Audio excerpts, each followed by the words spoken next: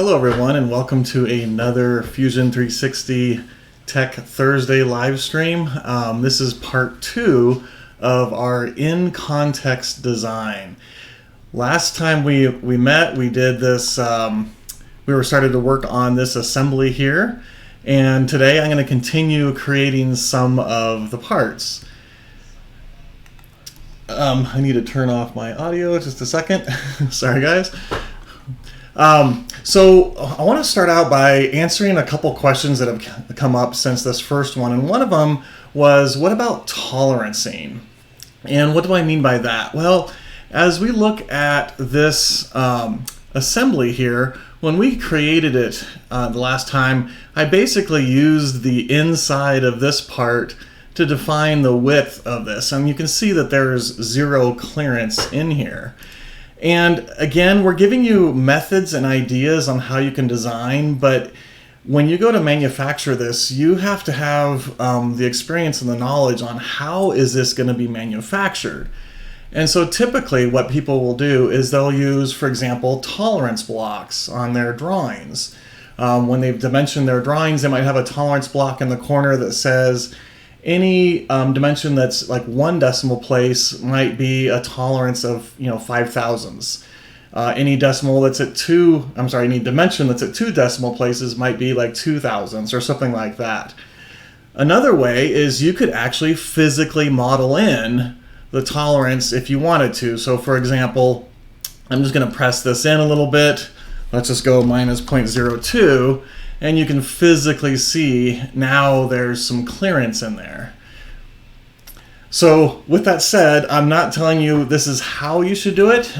Hopefully you'll do the research or have the experience on figuring out how would you physically manufacture these parts. There's many different ways you can do this, and what I'm showing here is kind of that in context idea where you're using existing models to create new models, and I'm going to continue with that today.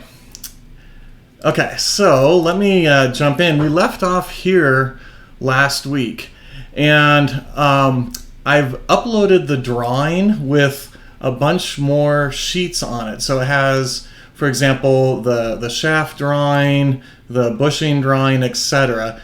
This is in the description of this live stream, so you'll want to go ahead and download this latest drawing set. So we're going to start with this pin. Now you'll notice I have all of the dimensions on the drawing, and I could model this pin using these dimensions. But here's where the in context part kind of comes into play, and I think this is really fun. We're going to use existing geometry to help us design. And what do I mean by that? Well, when I'm designing parts, I might start with maybe like this base or something, and then I start creating the other parts around it. And I'm using existing geometry to help me with that. So for example, I know that I want a pin that's going to go through here, but you'll notice that we have 2 different size holes in here. And I basically want the pin to rest against maybe this face right here, for example. So I'm actually going to start out with a very simple design. So the first thing I'm going to do, let me go ahead and delete this or remove it because I already had it in there. The first thing I'm going to do is create a new component. So I'm going to right mouse click at my top level and say new component. And like I've mentioned in previous live streams, you want to try using components as much as possible because it really does simplify your design. You'll notice all of my other parts are kind of ghosted out right now, and my pin is the current active part, or component I should say. So what I'm going to do now is just create a sketch on this outside face. And according to the drawing, the diameter is 7/8. So I'm going to go ahead and draw a circle that's 7/8 in diameter. So I can type in 7/8, which is kind of cool. I don't have to do the math in my head automatically. It'll do it for me. So you can actually see there 0.875. And believe it or not, I'm actually done with this. I'm going to finish my sketch. I'll select the profile that I want and say extrude. Now I know that I want it to go a certain distance this way. In fact, I want it to go to this face. I'm going to go ahead and just click on that face. But I also know, according to the drawing, that it needs to go to the right a little bit. So one of the tips, I'm going to be sharing lots of tips in this live stream.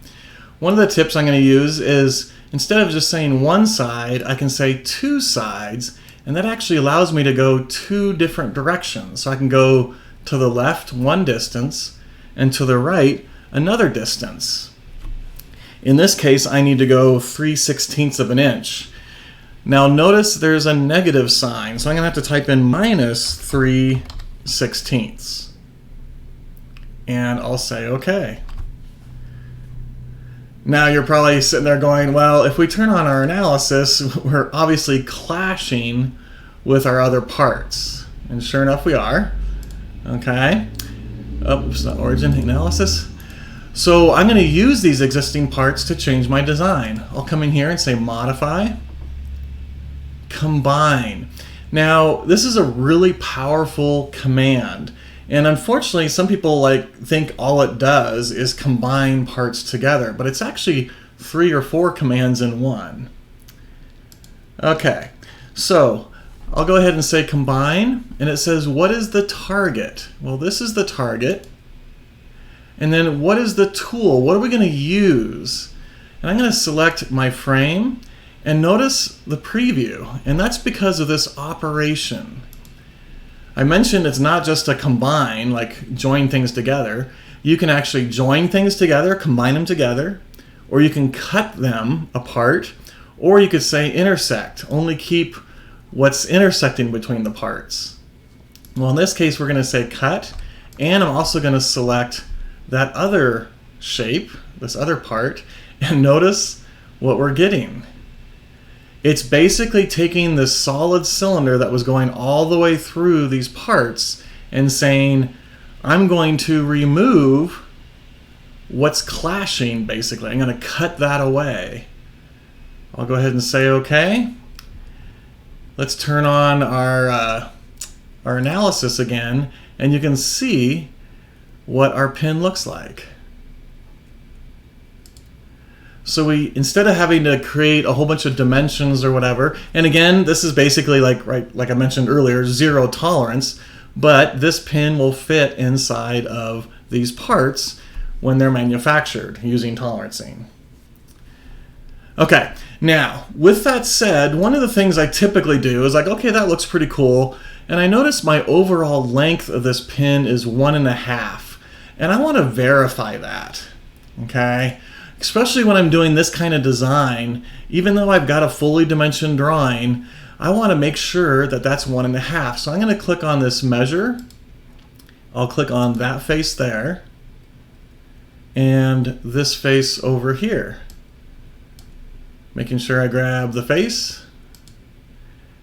And notice it says the distance is 1.438. So even though I use this really cool trick, the cylinder wasn't quite long enough. Okay? Because I basically captured to this back face right here, when in reality the pin actually sticks out a little bit. So how do we fix this? Well, here's the first really cool trick I want to show. I'm going to go ahead and click on this face, and I want to make sure, you'll notice when I click on it, it actually selects the wrong face. I'm going to click and hold to make sure I get this end face right here. I'll right mouse click and do a press pull. So I'm basically going to add some geometry to this. Well, how much geometry do I need to add? I don't know, and I don't want to have to know. I don't want to have to do a whole bunch of calculations or whatever. But what it's saying is I've added 0.578 inches of material from where it was. Well, check this out. I hit this little down arrow, and I can say re-anchor. And what this is going to allow me to do is, instead of measuring from this edge, I can measure from way over here. So I'm going to say re-anchor. I'll click on that face, and now you can see that dimension in there says 2.016, right? So it's saying that this face is 2+ inches from this face. And I can come in and say, well, I know that that has to be 1.5. So I'll say 1.5. And sure enough, the total length of this pin now is 1.5 inches. So I use that re-anchor command. Instead of measuring it from this face here, I wanted to measure it from this face way back here.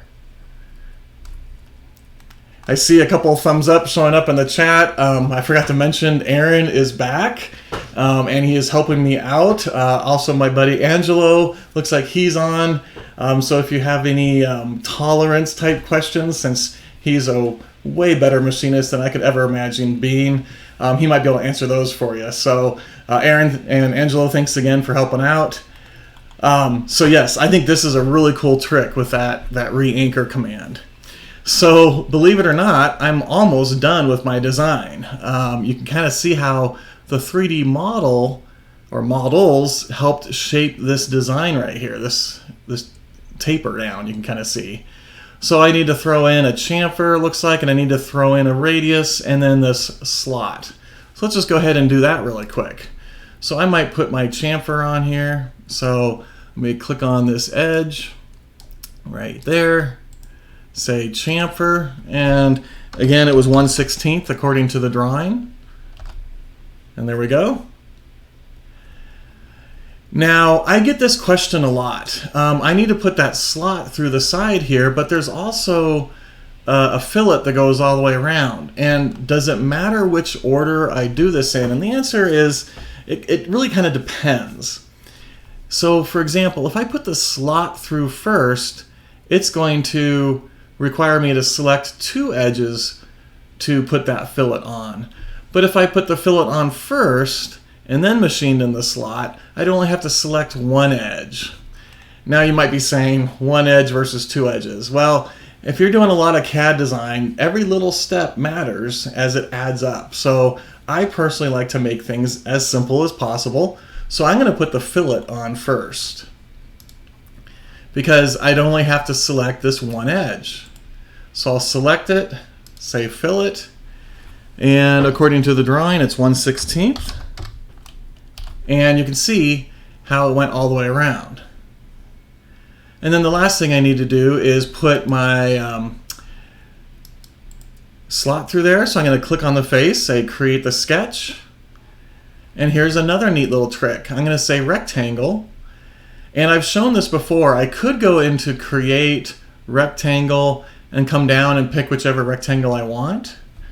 Or I'm in no command. I could hit R for rectangle, and it shows me my 3 rectangle types over here in my sketch palette. And I'm actually going to do a center rectangle. I'll grab the center here, start to drag, and I know the thickness, or the height I should say, is 1/8. So I'm going to type in 1 divided by 8. And honestly, the length doesn't matter. So I'm just going to hit enter. So I know for a fact that this is 1/8 of an inch tall. And I'll just say finish my sketch. Then I can select these profiles. Let me grab the profile here. Say extrude or press pull. They're pretty much the exact same command. Doesn't really matter. And I like to start to drag to visually see what it's going to look like. And I can see that it's going in the negative direction. Okay, so I'm going to type in minus 1/16 of an inch. Okay, now I'm typing in a dimension right there. And I know for a fact that it's going minus 1/16. Well, check this out. I can also, I'll grab these profiles again, say press pull or extrude. I can actually click on like an edge, for example, and you can see that it's going to snap to that edge.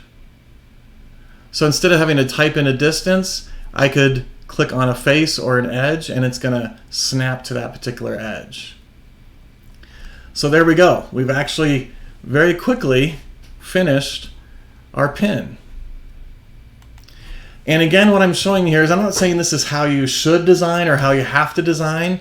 It's more if you're coming up with an idea and you want to just kind of like start building things on top of each other and say, okay, I know this is going to be supported by a bracket. There's going to be some pins that go in here that I might have to machine. You can use the existing geometry to help you speed up your design. Now, to speed things up even more, I know that I need to have a pin on the other side, so I'm going to use the mirror command. So I'll say mirror. What's the pattern type? By default, you'll see that it comes up as faces, but we also have bodies, features, and components. Now, which one should I use? Well, features is like a fillet or a chamfer or a hole or something like that. These down here in my timeline are my features. Like here's the chamfer, the fillet, the extrude, etc. Bodies, if it would be what I would use if I have just like a single body, but I'm actually working with components, and you can tell that by these little cube icons that we see in the browser. And we also see that cube icon right here. So it makes sense for me to mirror the pin component. So I'll say components, which is my object, the pin. What's my mirror plane? As soon as I click on select, you'll see that it brings up my origin, and I can actually select. I'm going to kind of rotate around so you can kind of see what's going on here. There's my origin. In fact, if I turn that on, you can see that. I'll click on it, and it's going to mirror that pin across the center of this whole assembly. I'll say OK, and then we'll see that we have pin and pin mirror. Okay, so we now have this put together down here. The next part we want to work on is, and I'll just go to the next little icon here, is the shaft part. And again, I dimensioned a majority of it, but again, we're going to use 3D geometry to help us out. Now I'm going to create this slightly different just to show you other methods. Okay, so let me jump over here. Again, what I'll do is right click at the top level and say new component, and I want to name this. I'll call it shaft. We can see the pins have kind of ghosted out, and our current component now is the shaft. Okay, so I'll start a new sketch and I'll do this front plane. Now, in the last example, I used a 3D part, and I had it intersecting this frame, and we kind of combined, cut it away. This method, I'm going to show how you can use projected geometry to help you create a sketch. So instead of 3D, we're going to do it a little bit more 2D this time. So I'm going to use the create project command, or the P key for the shortcut. And when I do that, you'll notice I have two options in this selection filter. One is entities and one is bodies. Okay, now watch what happens. Right now it's selected to entities, and as I get near geometry, you can kind of see how it's going to project, for example, this spline. It'll project just this edge. If I click on bodies, notice kind of like the preview. You see it's almost doing like a silhouette trace. So it's not projecting like these little splines right here. It's basically projecting the whole outside of it. So this allows you to basically get different results using these selection filters. Okay, well, I want to project this cylinder right here, and so I'm going to rotate a little bit more isometric so you can kind of see what's going on. But notice what happens when I kind of hover over that circular cylinder. You can kind of see this line right here. So if I click, it basically projected, let me turn off the frame, it projected those two lines of that cylinder. So hopefully you can kind of see what it did there. You'll notice it didn't project the horizontal lines or anything like that. And that's because I basically selected on the cylinder, and it's basically projecting the edges of it, which are the ends. Okay, so I'll do the same thing over on this side, which is a smaller cylinder. In fact, notice if I hover over this face, it's wanting to project all the way from the top to the bottom. If I hover over this cylinder, it's only projecting the edge of that cylinder right there. And I'll say OK also. So we basically grabbed information from the 3D geometry to help us with our sketch. Okay, so now I'm going to come in and basically draw the profile of this to create my design. So I can see, 5/8, 3/4, 7/8, etc. So I'm going to use those dimensions again. So let's go ahead and maybe draw a center line. So I just have to get near this edge right here. You can kind of see how it does catches to the center, and then same thing here, it kind of catches to the center right there.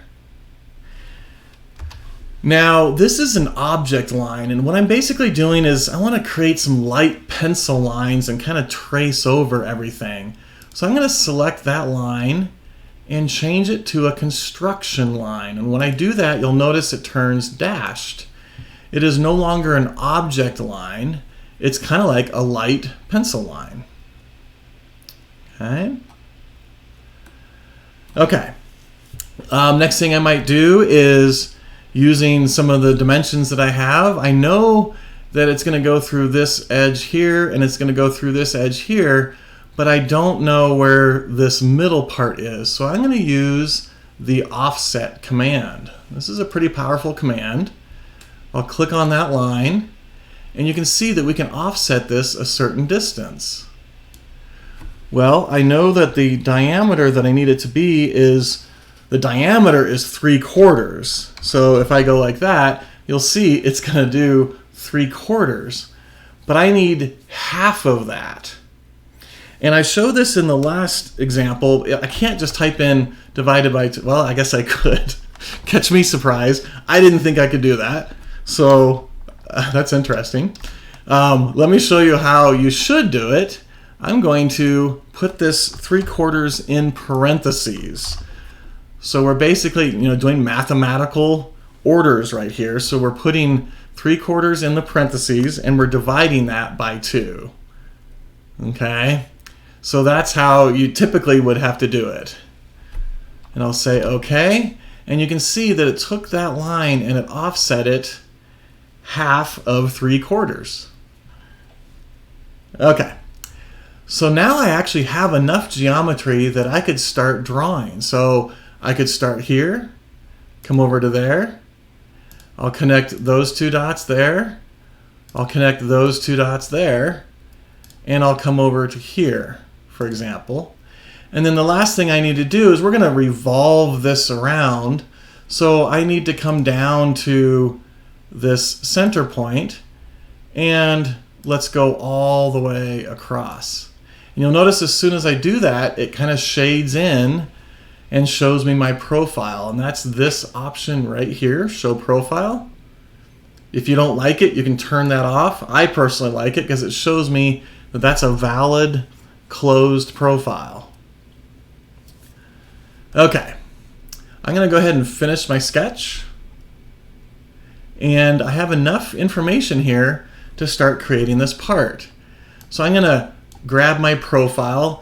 And for those of you that haven't seen this in previous live streams that I've done, you'll notice that I can select this profile, but this profile is buried by this other part. I could turn off the frame, but a neat trick is to click and hold for about a second, and it allows you to probe through until I get to that profile. So I'll select that, and then same thing here, click and hold, grab the profile. I love that tip. I use it all the time. Okay, we're going to create a revolution or a revolve. There's my profiles. 3 of them are selected.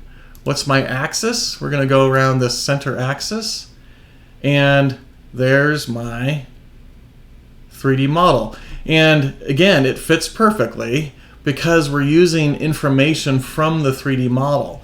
But this time, we projected it onto our sketch instead of doing, you know, like machining type stuff like cuts and stuff like that.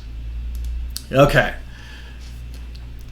Now, for the really observant of those of you attending, I've purposely made a mistake, and we're going to run into that mistake here in a little bit, and I'll show you how we can get around fixing it. So, I haven't checked the chat, but you'll see an issue come up here in just a second. Okay, so I'm going to start working on the holes back here, and you can actually see, I'm going to kind of zoom up on this area. There's a drill that goes all the way through, and you can see it has a drill point at the end, and then there's a drill that goes through the top.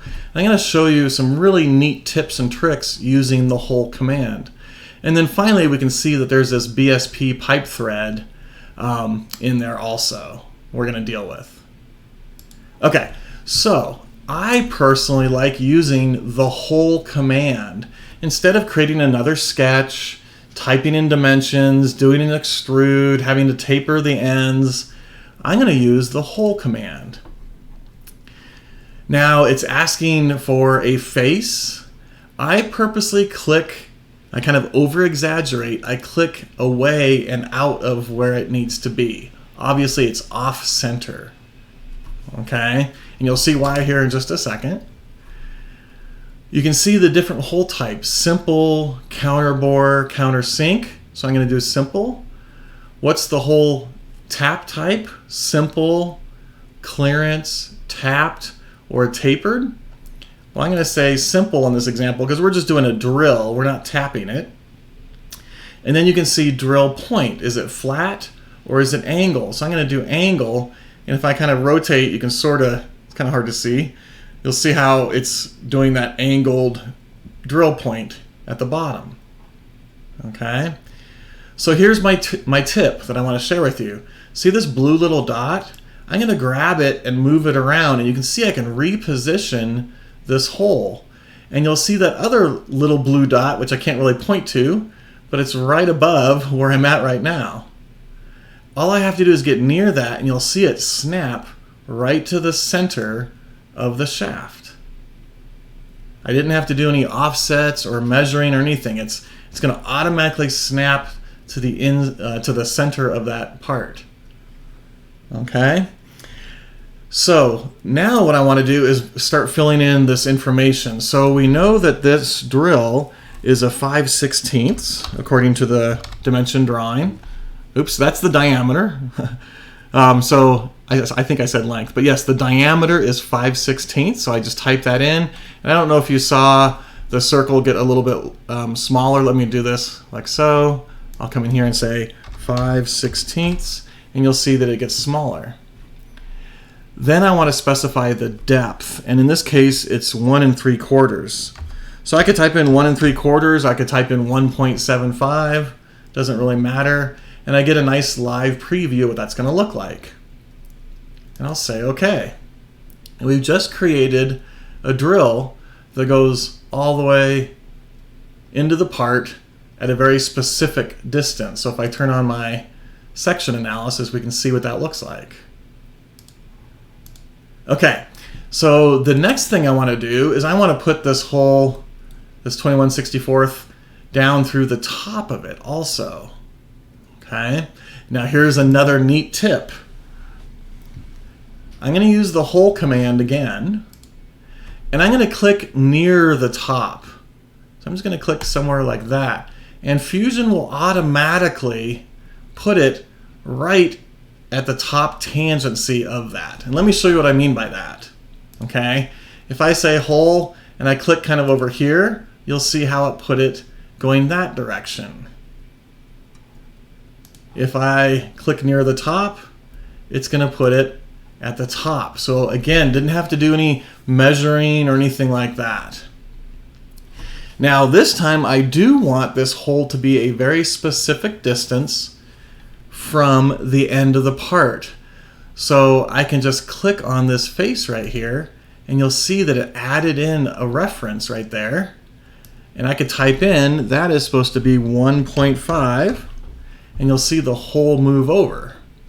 So we're referencing the edge of this shaft according to the drawing. Now I think it remembers the last dimension you typed in, but just to make sure, I'm going to come in here and say 5/16, and I say OK. I think my drawing, yep, I lied. My drawing I'm using is old. I changed it to 21/64, so that's what it should be. I'm going to leave it 5/16, but you guys are going to do the 21/64. So, okay. Now, what's neat about this is if I zoom up, we can actually physically see that those holes are perfectly intersected with each other. And if we do our section analysis, I can see that in our section analysis. It looks just like our drawing. It's perfect. Okay. We turn off the analysis. So again, according to the drawing, we have this BSP pipe thread. And it's only 1/4 inch deep. And that's what this little symbol right here means, 0.25 deep. So if you're following the drawing and you don't know what that means, that's what it means. Okay, so another little tip here. I can't really modify this existing hole through here because the BSP pipe is going to be a different size than this drill hole through. So I need to create another hole. Again, I over-exaggerate and put it off to the side.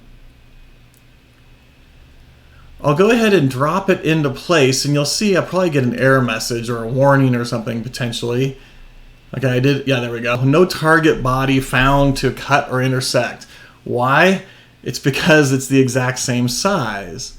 So what I'm going to do now is make this a little bit larger, like so. And I'm going to start going through. I want to do a simple, yes. But I want this to be a tapped hole. So I'm going to say tapped. Let me move this up a little bit. And according to the drawing, it's a BSP pipe thread. So I'm going to come down here and go to BSP pipe. And you can see that that kind of changed a little bit. And then it says size is 1/16, but according to the drawing, it's 1/8. And you can see how that got a little bit larger. And it's also a flat bottom, so I'm going to change it to flat bottom.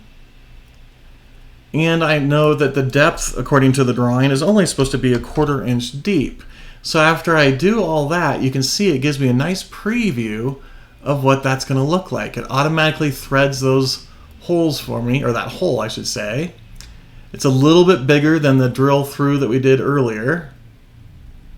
I'll say OK. And we now have the end of the shaft drilled through, or I'm sorry, tapped the correct distance.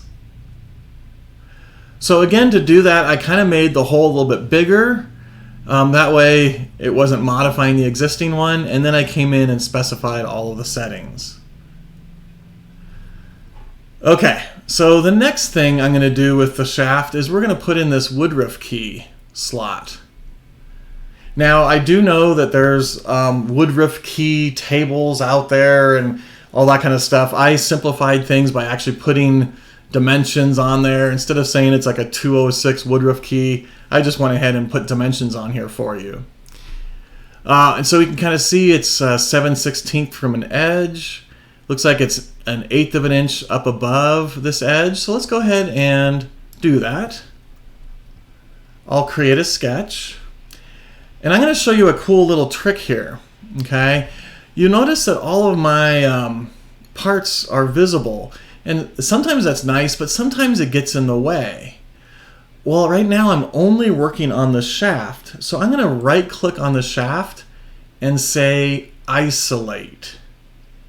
And what this is basically going to do is isolate it. It's going to turn off all of my other parts and only show the shaft. And I do this quite often also, because I've already got the information from the 3D model that I want, so I don't really need to see those other 3D models. So it kind of simplifies my view. Okay, so now I'll say create a sketch. We'll do it on this front face. I'll create my circle, and again, I'm just going to throw it out here in space.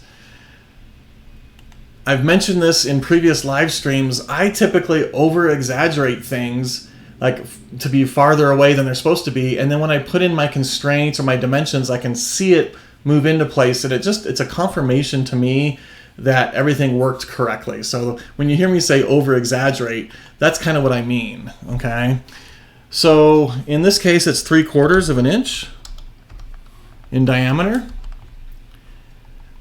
And I could probably move that, kind of closer to where it needs to be, something like that. Then I might come in and throw my dimension on here. Well, I know that it needs to be 1/4 of an inch up. So I'm going to go like that. Oops. Click. And that is supposed to be 0.125. Okay. And then I know it's supposed to be a certain distance over. And that's supposed to be 7/16. Okay. However, I'm starting to potentially see an issue here. And this is the mistake I was telling you about.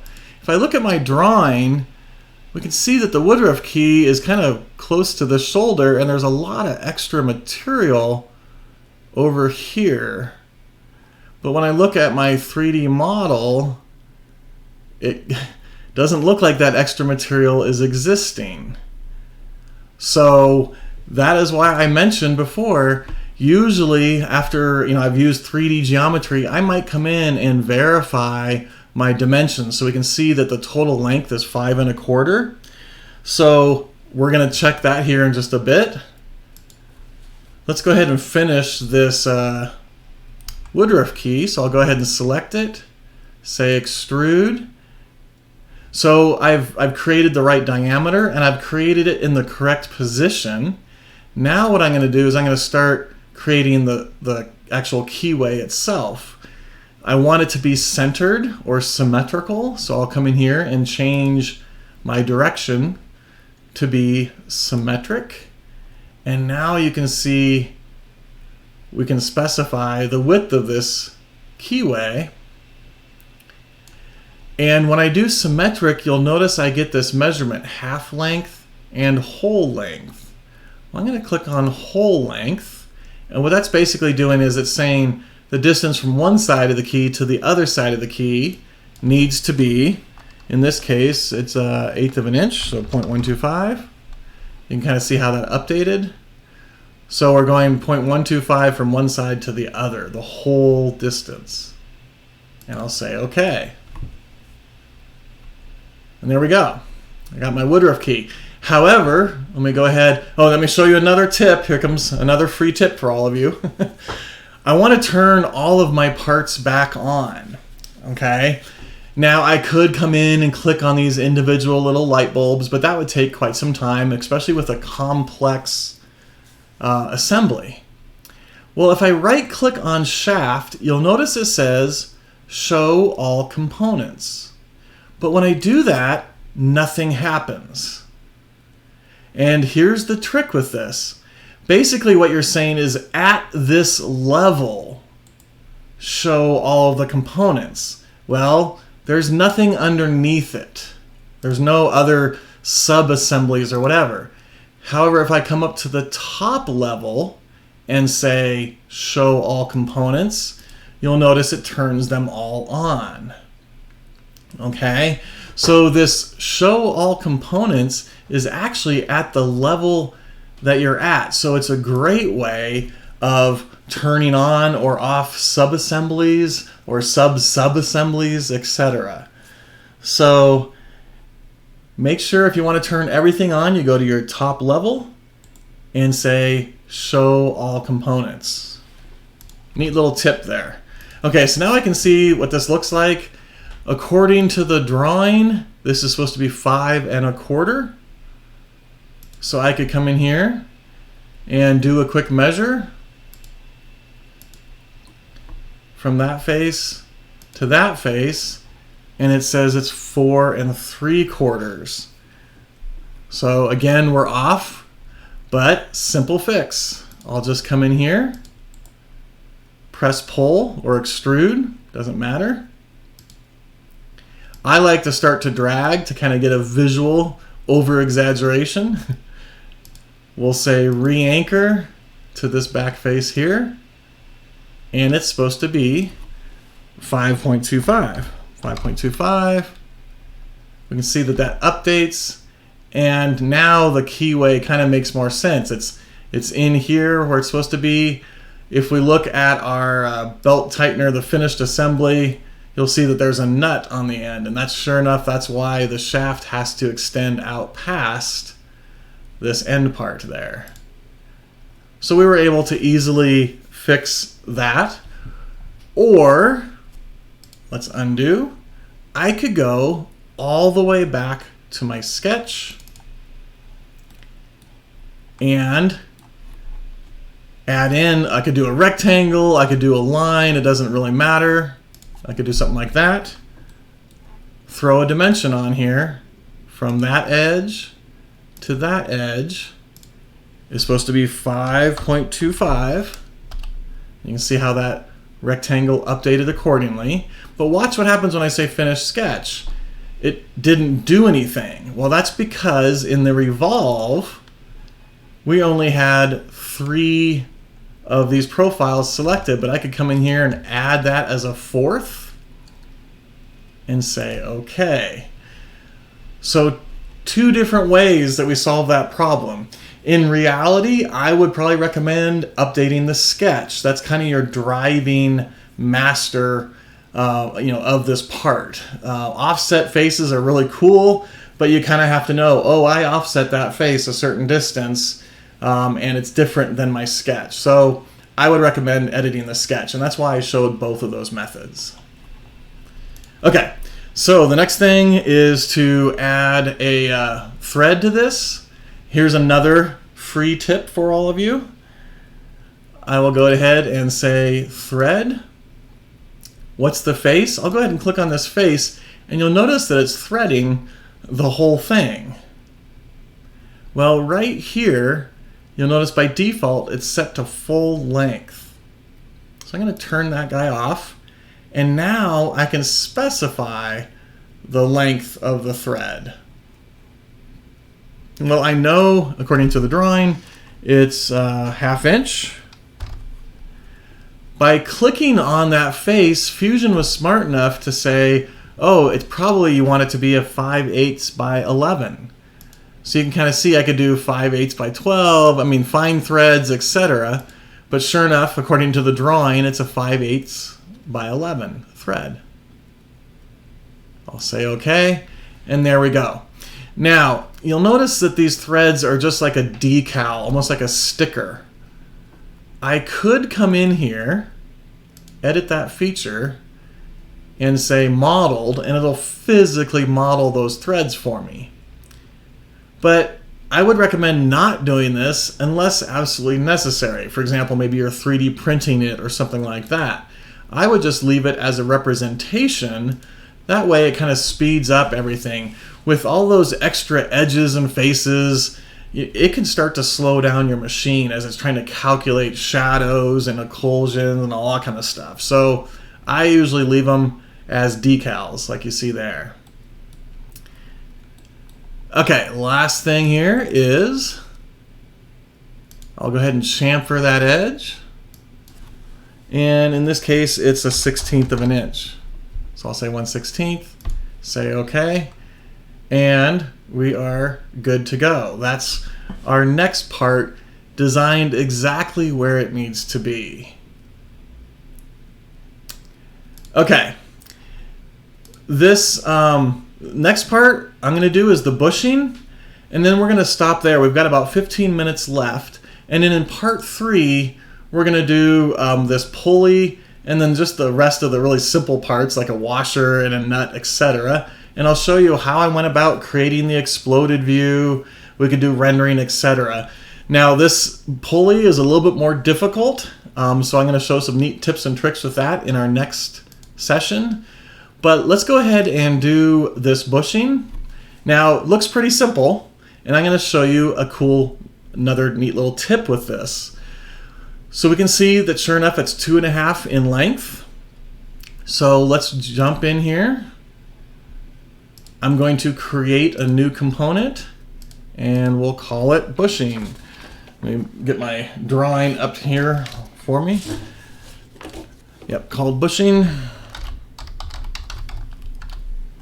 Okay, so I'm going to create this one a little bit different. Again, to show you a couple different ways. I'm just going to say create a sketch, but instead of doing a revolve in the front plane, I'm going to sketch on this side plane.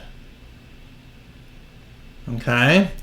Well, I know that I probably want to know the diameter of the shaft, so let's go ahead and project the shaft. And you'll notice as I get near geometry how it's trying to project all of that onto this plane. It's slicing right through the middle. So I'm going to go ahead and click on that and say OK. And now I have a circle there. I'll create another circle using the center of that circle. Again, I think it's so cool that everything is projected off of this geometry, and this is going to be 1 1/16 in diameter. And I'm done. That's all I need to do. Actually, you know what? Let's speed things up here. I could come in here and draw. There's a groove. It's kind of hard to see right here, that goes all the way through the length of this bushing, and I think it's because it allows oil or whatever to go the full length of that bushing. So let's go ahead and draw that while we're in here. So I'll say rectangle, center rectangle. I use this one a lot. I really like it. I'll click on that projection point right there. Now I know that the width of this is supposed to be 0.125. Oops, 125. And the height of it is 1/64 of an inch. And it's going to be hard to show, but it's basically from that point up is 1/64 of an inch. But you'll notice the height here is showing the full height. So again, I could type in 1/64 divided by 2. And you can kind of see what that's doing. Okay? Or I could, let me just do like, just do 1/32 of an inch. I think that's what actually it's supposed to be. My drawing is wrong. I apologize. I was like, that looks a little small. So this is supposed to be 1/32. My bad. So you can see, I wrote it down wrong on my drawing. 1/32 overall height would be 1/64 total height. So let's go ahead and do that. The joys of live streams. Okay, so I now have that shape. I'll say finish sketch, click on this profile, and I'm actually going to back up really quick because I'm going to show you another tip that hopefully you all know about. I'm in my sketch. I've just completed adding my dimensions, etc. And you'll notice I'm still in my sketch environment, but I can click this profile, right mouse click, and say extrude, or say press pull. Watch what happens when I do this. I'm going to say extrude. It automatically kicks me out of my sketch, puts me into my extrude command. So instead of having to hit finish sketch and then go into extrude, I can actually activate the command while I'm in my sketch. Okay, pretty not self-explanatory. Similar to what we've done before, I'm going to come in here and say symmetric, the whole length, and the whole length of this is supposed to be 2.5. You can see how it's taking that profile and extruding it the whole length of 2.5. And I'll say OK. Now once again, there's a lot of geometry in the way, so I'm going to right click on my bushing and say isolate. We've turned off all of that other geometry. And now I can see what this bushing looks like. Now there's a groove in here, and there's many different ways you could create this. Some of you might draw a rectangle on the front face, dimension it, and maybe Revolve cut that away. Maybe you could have drawn this complex profile originally and revolved it around. Absolutely, that would work. I'm going to show you an interesting tip here. Again, not saying this is exactly how you should do it. It's just a method of how you could do it. I'm actually going to draw that groove on this face. I'm going to say, create a sketch. And I'm going to keep it simple. I'm going to draw a circle. Now we know that the diameter of this is supposed to be 13/16. And when I draw that circle, you can see, sure enough, there it is. But it's on this end face. Now here's the magic. Check this out. I'm going to select those two profiles. I'll say extrude. And if I start extruding, it's going to extrude from the end of this part. But right here under start, you'll see it says start at the profile plane, and that's exactly what it's doing. Well, I could come in here and say, let's offset that plane. How far do we want to offset it? 7/16. Now, you'll notice it went the wrong direction, so I'm going to type in minus 7/16. And what it's actually doing now, it's kind of hard to see, but it took my profile, it's offsetting at 7/16 and then doing the extrude cut. And in this case, 5/16. We can kind of see a little update of that. And there we go. Let's do the analysis really quick so you can see what happened. So basically, I drew my profile on this end face. Then I did the extrude command and said, start 7/16 of an inch in, and then do the cut. So again, it kind of simplifies. Instead of creating like a complex sketch and doing revolves and all that kind of stuff, I kept it simple using just a circle and then using this offset plane option. So hopefully you found that kind of useful. Maybe down the road you'll be able to use that. Okay, I want to show everything, so I'm going to right click at the top and say show all components. Everything's kind of ghosted out. Well, if I activate my top level component, we can now see everything. And we've actually done quite a bit today. We've gotten the 2 pins done, we've got the shaft done, we got the bushing done. I like to turn on my analysis really quick just to kind of verify everything. I'll look at the front and we can see that these pins look really good. They sit right up against the frame. If we kind of move up here, we can see that the shaft fits perfectly in these holes. The Woodruff key is in there, or I should say the Woodruff key slot is in there. And we can see the bushing, and you can actually see how this is all going to work. Where if they screwed in some kind of a grease gun in here and was able to inject some grease, it would actually go into this groove right here, which actually then goes into this groove that goes all the way across. Now, I showed how to do the analysis last time, but if you don't remember how I did that, let me go ahead and delete it and show you the quick and easy way of creating a section analysis. So under the Inspect menu, Section Analysis. Okay? And it allows you to pick on a face or even a plane. Now I know that this plane slices exactly centered through my whole assembly, so I'm going to click on that plane. And there you go. You can kind of see how it's sectioning through. I could change the distance if I wanted to, and kind of almost like an MRI or a CAT scan or whatever. So you can kind of slice through it. You can change the angle of it. So we could rotate this to be like 90 degrees. And we could look at it up and down, kind of slice through it this direction. See what that looks like. And you can even have multiple sections. So for example, I'll come in here and say section analysis.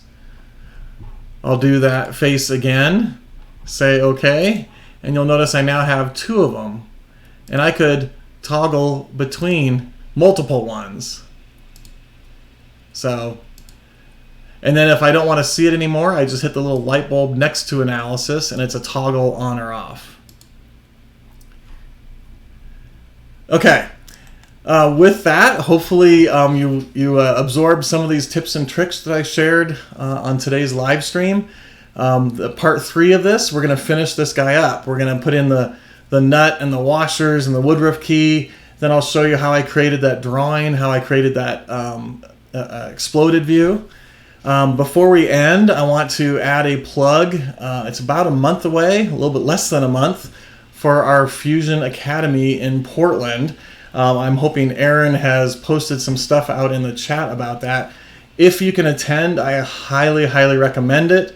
Marketing just shared a really cool video about what is Fusion Academy. Hopefully Aaron linked that video. You can go watch it. Little cameo of me in there that I think is pretty fun. So if you can make it, I highly, highly recommend it. Basically, pretty much all of us from Autodesk on the Fusion team will be there, answering questions, meeting people, doing classes, etc. If you have ideas for future live streams, please make sure you put them in the comments so we can kind of see what those are and add those to our list.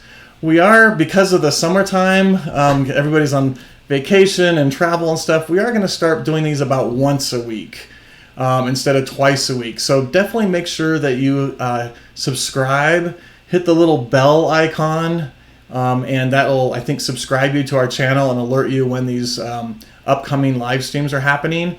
And if you haven't already, make sure you've signed up for the Fusion 360 Facebook group. There's a lot of really cool people out there that are sharing what they're designing in Fusion.